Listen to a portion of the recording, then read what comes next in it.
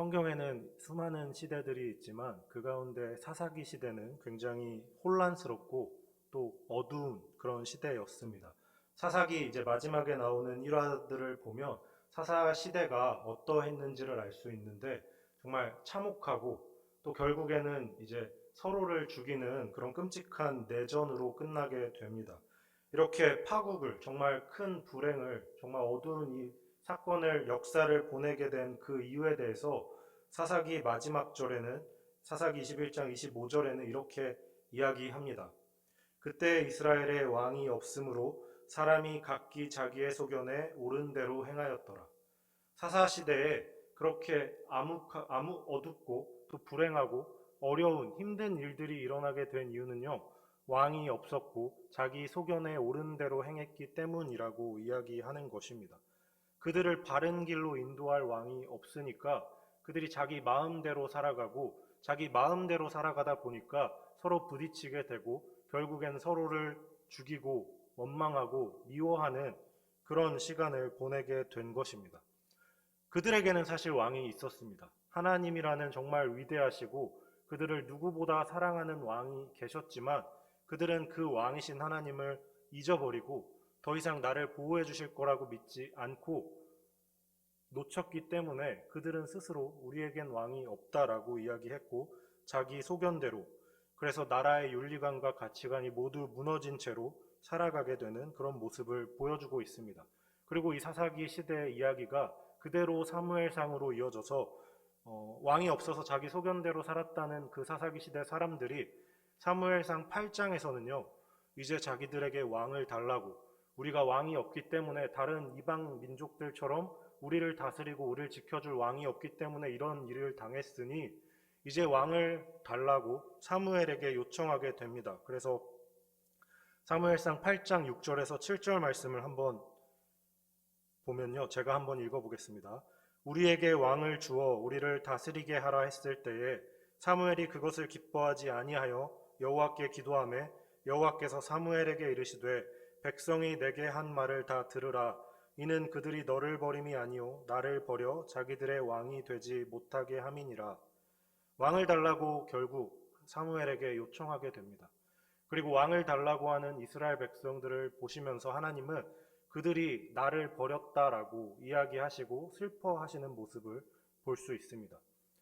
이스라엘 백성들은 사사시대부터 자기들이 이방 민족처럼 지켜줄 왕이 없기 때문에 이런 불행과 어려움이 있다고 생각했고 또 그런 불행과 어려움 때문에 진짜 왕이신 하나님을 버리고 그들 소견대로 살아갔지만 하나님은 그런 정말 하나님을 버린 하나님의 말씀을 듣지 않는 이스라엘 백성들을 위해서요 그들을 심판하고 그들을 정죄하고 그들을 괴롭히기보다 그들이 다시 돌아올 수 있도록 그들을 향한 하나님의 사랑은 변하지 않았기 때문에 그들이 다시 하나님께로 돌아오고 회복할 수 있도록 그들이 회개할 수 있도록 그들을 위해서 구원을 준비하시고 계십니다.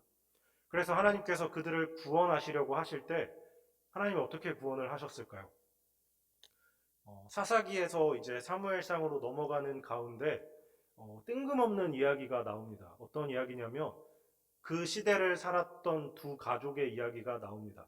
첫 번째 가족은 룻이라는 이 사람이 있는 가족의 이야기고 두 번째는 이제 사무엘이 태어난 엘가나와 한나 부부의 가족의 이야기입니다. 하나님은요 전능하시고 정말 위대한 능력이 있으시지만 이 시대를 구원하기 위해서 이스라엘 백성들을 다시 새롭게 돌아오게 하기 위해서 그 전능하신 능력을 직접적으로 사용하셔서 천지개벽하여서 그들을 끌어오기보다 하나님이 택하신 한 사람을 통해서 하나님의 말씀을 듣는 그 사람을 통해서요 그들이 하나님께로 돌아올 수 있도록 그들이 하나님께로 다시 예배할 수 있도록 인도하셨습니다. 그래서 그 사람들 하나님이 택한 사람들이 태어날 수 있는 가정을 선택하셔서 그 가족들을 세우셔서 준비하셔서 그 사람들이 룻을 통해서는 이제 다윗이 태어나게 되고요. 또 사무엘 가족을 통해서는 사무엘이 태어나서 다윗이 왕이 될 수 있도록 준비하는 그래서 다윗을 통해서 다시금 하나님이 다스리시는 나라가 될 수 있도록 준비하셨습니다. 하나님은 그렇게 우리를 구원하시고 우리를 인도하십니다. 이스라엘 백성들이 노예가 되었을 때 애굽의 노예가 되었을 때도요. 그들을 직접적으로 구원하실 수도 있지만 먼저 모세라는 사람이 태어날 때까지 한 가족을 준비하셨습니다. 하나님이 온 백성들을 구원하기 위해서도요, 예수 그리스도를 이 땅에 보내셨지만 예수님을 이 땅에 보내실 때에 예수님을 품고 예수님을 지킬 수 있는 가족을 먼저 택하셨습니다. 그 가족이 준비되었을 때 하나님은 그 가족을 사용하시고 그 가족들을 통해서 하나님의 일을 할 수 있는, 하나님의 구원 사역에 동참할 수 있는 이 사사시대와 같은 어두운 시대를 비출 수 있는, 정말 하나님의 빛을 비출 수 있는 사람을 키워내시는 것입니다. 여기는 가족이라고 했지만 사실 가족뿐만이 아니라 사람을 키워낼 수 있는 공동체, 교회 모두가 여기에 포함될 것 같습니다. 하나님은 교회를 택하시고 하나님은 공동체를 택하시고 하나님은 가족을 택하셔서 한 사람들, 하나님의 말씀을 듣고 이 세상 가운데 빛을 비출 수 있는 사람들을 키워내시고 그들을 통해 우리를 구원하시는 것입니다. 그래서 특별히 오늘은 사무엘의 가족 이야기를 통해서 하나님이 택하신, 그리고 하나님의 구원 사역에 동참할 수 있는 그런 가족들, 또 공동체의 모습은 어떤 것인지를 함께 살펴봤으면 좋겠습니다. 사무엘 가정이 하나님의 구원 사역에 동참할 수 있는, 그래서 그 어두운 사사시대를 비출 수 있는 사무엘이 태어나고 또 자랄 수 있게 된 첫 번째 이유는요, 하나님의 말씀에 순종하는 공동체였기 때문입니다. 우리가 하나님의 일을 하기 위해서 첫 번째로 가져야 되는 것은 하나님의 말씀에 순종하는 것입니다. 엘가나라는 이제 사람을 소개할 때 성경에는 이렇게 소개를 합니다. 사무엘상 1장 3절 말씀을 우리 한 목소리로 같이 읽어보겠습니다. 시작.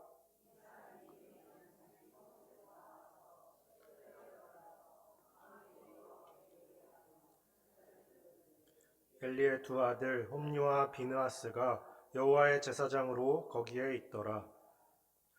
성경은 엘가나가 매년 자기 성읍에서 나와서 실로에 있는 여호와의 성막에서 제사를 드리는 사람이었다고 이야기합니다. 엘가나가 이렇게 매년 성막으로 간 것은요, 하나님께서 명령하셨기 때문입니다. 출애굽기 34장 23절 말씀을 보면 하나님의 명령이 이렇게 나와 있습니다. 너희의 모든 남자는 매년 3번씩 주 여호와 이스라엘의 하나님 앞에 보일지라. 하나님의 명령입니다.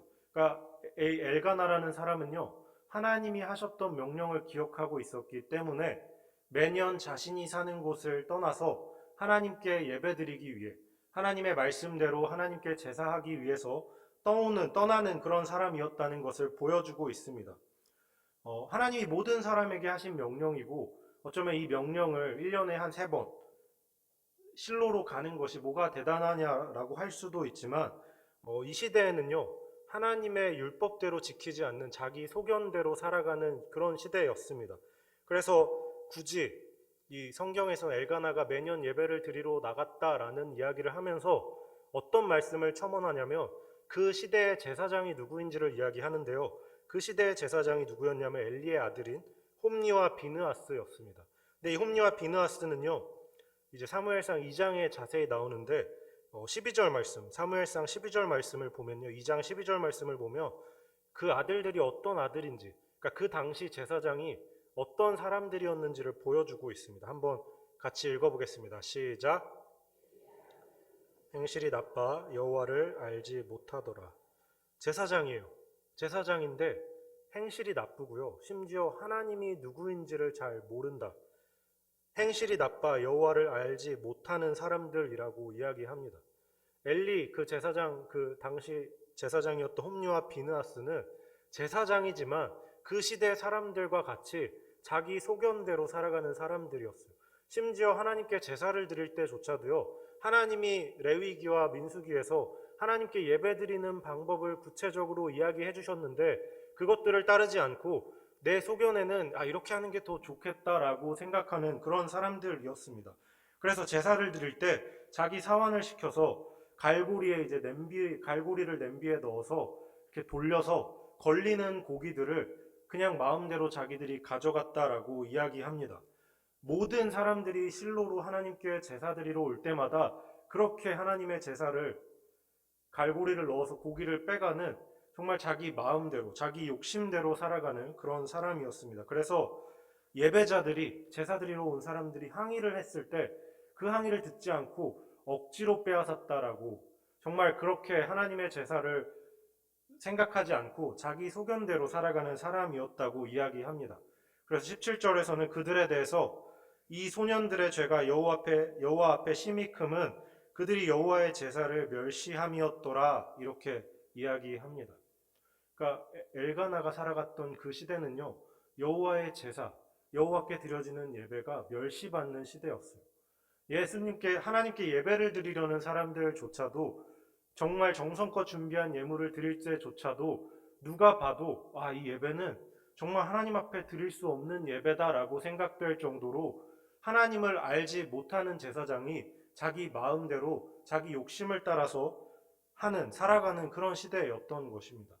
그렇기 때문에 그러한 시대 속에서도 꿋꿋이, 정말 변함없이 하나님께 예배드리러 매년 제사드리기 위해 실로로 올라갔던 이 엘가나라는 사람은요, 그 자신의 믿음을 정말 보여줄 수 있는 것이고요, 하나님의 말씀을 자신의 판단, 자신의 생각대로 굴절시키고, 내가 볼 때 이제 예배는 소용이 없다, 내가 볼 때 이제 하나님 말씀 이거 지켜봤자 하나님 기뻐하지 않으실 거다라고 마음대로 판단하지 않고, 예배가 멸시받는다고 할지라도, 내가 정성껏 준비한 이 예물이 하나님 앞에 온전히 드려지지 못한다 할지라도 하나님이 말씀하신 있는 그대로, 하나님이 출애굽기에서 하셨던 그 말씀 그대로 순종하는 사람이 엘가나라는 사람이었습니다. 우리가 이 시대를 살아가다 보면 하나님이 말씀하셨지만 그 말씀을 잊어버릴 때가 있습니다. 또는 그 말씀을 알고 있지만 내가 지키지 못할 때가 있습니다. 엘가나는요, 그러한 현실에 타협하지 않고요, 사람들이 뭐라고 하든 주변 환경이 어떻게 되든 하나님의 말씀을 지키면서 하나님 말씀대로 살아갔고요, 또 하나님께 예배드리는, 하나님께 제사드리는 그 가운데서 정말 최선을 다해서 이 제사가 어떻게 되든 하나님의 말씀대로 하나님께 예배드리는 그런 사람이었습니다. 사무엘은 그런 아버지의 순종을 보면서 자랐기 때문에 나중에 이스라엘의 초대 왕이었던 사울 왕이 하나님의 말씀을 불순종하고 핑계를 댈 때 이렇게 이야기했습니다. 순종이 제사보다 낫고 듣는 것이 숫양의 기름보다 낫다, 이렇게 선언했습니다. 여러분, 하나님 앞에서는요, 하나님의 말씀을 있는 그대로 순종하는 것이 가장 중요합니다. 내가 순종할 때요, 하나님께 드리는 그 어떤 제물보다, 하나님께 드리는 그 어떤 찬양보다 나의 순종이 하나님을 더 영화롭게 하고 하나님을 기쁘게 하는 것입니다. 하나님께서 사용하시는 사람들은요, 어떠한 상황 속에서도, 어떠한 시간 속에서도, 어떠한 핑계도 되지 않고요, 하나님의 말씀을 있는 그대로 순종했습니다. 엘가나를 통해서 우리가 이렇게 순종하는, 하나님의 말씀을 잘 드러내는 우리들이 되었으면 좋겠습니다. 두 번째로 하나님께서 이 사무엘의 가정, 이 공동체를 사용하신 이유는요, 한나가 하나님께 간절하게 기도했기 때문입니다. 한나는 아이를 낳지 못했습니다. 그래서 분인나는 그걸 가지고 이제 한나를 격분하게 하고 괴롭게 했다고 이야기합니다. 그래서 한나는 너무 마음이 아파서 기도를 했습니다. 1장 10절 말씀을 보니까요, 한나가 마음이 괴로워서 여호와께 기도하고 통곡했다고 이야기합니다. 뭔가 거창한 이유 때문이 아니라 마음이 너무 아프고 괴롭기 때문에 기도했습니다. 근데 하나님께서는 이 기도를요, 정말 귀하게 받으셨어요. 하나님은 어떠한 이유로 우리가 기도하든 간에요, 하나님을 의지하고 하나님을 찾는, 하나님께 간절히 나의 마음을 진솔하게 고백하는, 하나님을 의지하는 사람들을 버리지 않으시고 그들을 지켜주시고 그들과 함께 하십니다. 제가 아는 목사님이 예전에 이런 이야기를 했습니다. 정말 간절히 원하는 게 있어서 금식을 했대요. 이게 이루어질 때까지 나는 금식을 끝내지 않겠습니다라는 각오를 가지고 기도를 했는데 응답이 됐을까요? 안 됐을까요? 제가 며칠 후에 이제 봤는데 응답이 안 됐어요. 응답이 안 됐는데 그 목사님이 그렇게 얘기하더라고요. 자기가 며칠 동안 정말 간절히 기도를 했는데 깨달음이 왔대요. 내가 기도하는 이 주제가 정말 나에게 그렇게까지 중요한 게 아니었다라는 걸 알게 됐다는 거예요. 며칠을 굶으니까 그 기도 주제는 생각나지 않고요, 밥만 생각났다고 합니다. 밥, 고기 막 이런 것들만 생각이 난 거예요. 그걸 보면서 아, 이게 그렇게 중요한 게 아니었구나라고 이야기를 하면서 뭐라고 말했냐면 기도한다는 건 어떤 거냐면 내가 원하는 것을 이루기 위해서 내 뜻을 고집하기 위해서 하는 게 아니라 내 뜻을 비워내기 위해서 하는 거구나 이렇게 이야기를 했는데 그게 저에게 아직도 잊혀지지 않습니다. 금식을 했을 때 이루어지기 위해서 기도했지만 이루어지는 게 아니라 내 뜻을 비우고 하나님의 뜻을 이루어지길 소망하는 내 뜻이 없어지고 대신 하나님의 뜻이 이루어지길 소망하는 그런 고백을 하는 것이죠. 그리고 한나도 기도했을 때요. 하나님께서는 그러한 마음을 주셨어요. 한나가 기도했을 때 11절 말씀을 보니까요. 한나에게 나타난 한나가 가졌던 기도 제목이 나와 있는데 우리 함께 11절 말씀을 같이 읽겠습니다. 시작. 만군의 여호와여 만일 주의 여종의 고통을 돌보시고 나를 기억하사 주의 여종을 잊지 아니하시고 주의 여종에게 아들을 주시면 내가 그의 평생에 그를 여호와께 드리고 삭도를 그의 머리에 대지 아니하겠나이다. 아멘. 한나가 기도하는데요. 자기에게 아들을 주시면 그 아들을 하나님께 드리겠다고 이야기했습니다. 저는 처음에 이 말씀을 볼 때 드린다라는 표현에 되게 주목했어요. 아, 자신의 그 소중한 아들을 하나님께 드리는구나. 그래서 드려서 바쳐진 하나님께 바쳐진 이 아들이 사무엘이 돼서 이스라엘을 구원할 수 있게 됐구나라는 걸 봤는데 보니까 드렸다는 것보다 더 중요한 게 있더라고요. 한나가 하나님께 자신의 아들, 아직 태어나진 않았지만 정말 간절히 기도해서 바라는 정말 기도 제목인 이 아들을 하나님께 드릴 수 있는 이유는요. 하나님이 주셨다는 걸 알기 때문이에요. 하나님이 주시면 하나님이 주셨으니까 내가 드릴 수 있는 것입니다. 하나님이 주셨다는 걸 깨달았기 때문에 내가 드릴 수 있는 거예요. 우리나라 이 성경으로는 주시면 그리고 드리고 글자가 다르지만 히브리어 성경으로는 같은 동사를 사용했습니다. 나탄이라는 동사인데요. 주다, 받다, 주다 이런 의미가 있습니다.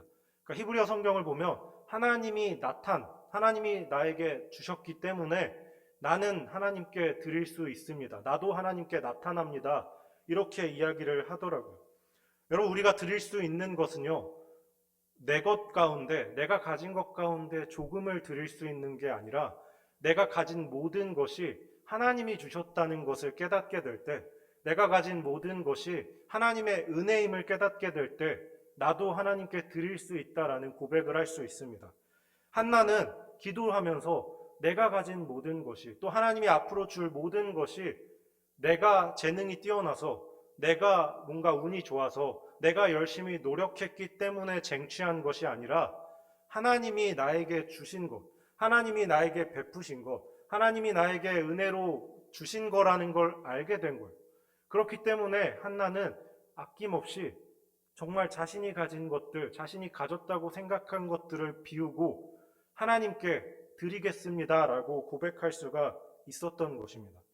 그렇게 기도함으로 하나님이 주셨음을 깨닫게 된 자는요, 예수님이 주여 주여 나더러 입술로 주여 주여 하는 자마다 천국에 가지 못한다고 했는데요. 하나님이 나에게 주셨음을 깨닫는 자는요, 입술로 주여 주여 고백하는 자가 아니라요, 진짜 예수님이 나의 주님이심을 깨닫고 고백하게 됩니다. 나의 모든 것, 나의 생명까지, 내가 가장 소중히 여기는 것까지도 하나님이 주셨음을 깨닫게 될 때 우리는 진심을 다해서 하나님이 나의 주님이십니다 라고 고백할 수 있게 됩니다. 하나님은 우리가 그런 고백을 할 때 진심을 다해서 나의 모든 것은 주님이 주신 것입니다. 주님의 은혜입니다 라고 고백할 때 하나님은 우리를 사용하시고 그리고 우리에게 나의 것을 내려놓은 우리에게 하나님의 뜻, 하나님의 능력, 하나님의 구원의 사역에 동참할 수 있게 해주시는 것입니다. 하나님께서는 우리를 사용하십니다. 그리고 우리 홍강교회를 사용하실 것입니다. 우리가 정말 그러한 믿음을 가지면서 하나님의 말씀에 순종하게 하시옵소서. 내가 가진 것이 하나님이 주신 것임을 깨닫고 하나님께 드리게 하시옵소서. 이런 소망을 가지고 평생을 살아가는 우리 모두가 되었으면 좋겠습니다.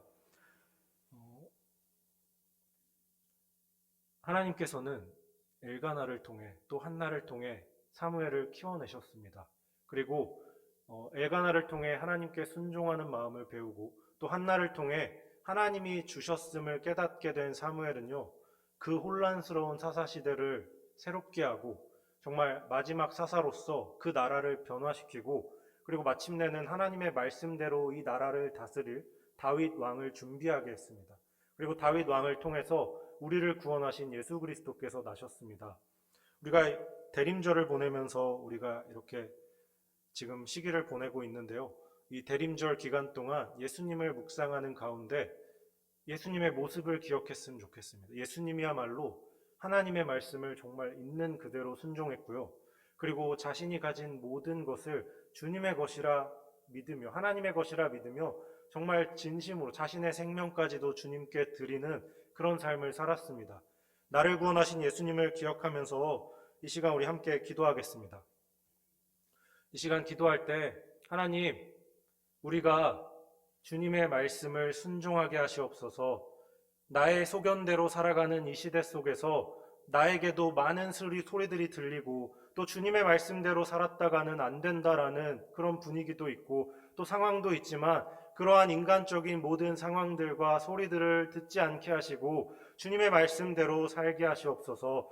또한 우리가 정말 진실되게 주님이라 고백할 수 있게 하시고 나의 주님이신 주님 앞에 무릎 꿇고 겸손하게 예배하는 우리들이 되게 하셔서 우리 가족 가운데 정말 사무엘과 같이 이 세상을 구원할 사람들이 태어나게 하시고 우리 공동체를 통해 세상에 빛이 되는 사람들이 태어나게 하시고 우리 교회를 통해 이 세상이 구원받고 주님의 복음이 전파될 수 있게 해달라고 이 시간 우리 주님의 이름을 3번 부르며 함께 기도하겠습니다. 주여, 주여, 주여. 하나님 아버지 감사합니다.